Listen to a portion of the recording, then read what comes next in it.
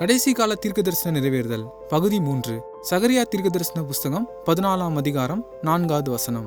அந்நாளிலே அவருடைய பாதங்கள் கிழக்கே எருசலேமுக்கு எதிரே இருக்கிற ஒலிவ மலையில் மேல் நிற்கும். அப்பொழுது மகா பெரிய பள்ளத்தாக்கு உண்டாகும்படி ஒலிவ மலை தன் நடு மையத்திலே கிழக்குக்கும் மேற்குமாய் எதிராக பிளந்து போம். அதனாலே ஒரு பாதி வடப்பக்கத்திலும் ஒரு பாதி தென் பக்கத்திலும் சாயும். இரண்டாம் வருகையில் இயேசு கிறிஸ்து ஒலிவ மலையில் மேல் வந்து இறங்குவார் என்று சகரியா தீர்க்க தரிசன புஸ்தகம் 14ஆம் அதிகாரம் 4ஆம் வசனம் குறிக்கிறது.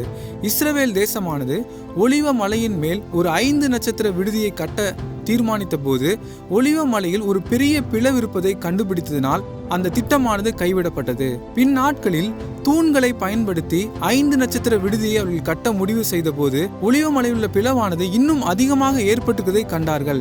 இதனால் அந்த திட்டமானது முற்றிலும் கைவிடப்பட்டது. ஒலிவ மலையானது ஆண்டவராக இயேசு கிறிஸ்துவின் வருகைக்கு ஆயத்தமாகிக் கொண்டிருக்கிறது. இன்றைக்கு நாம் ஆயத்தமாகிறோமா? சற்றே நாம் சிந்திக்கலாம். ஆமேன்.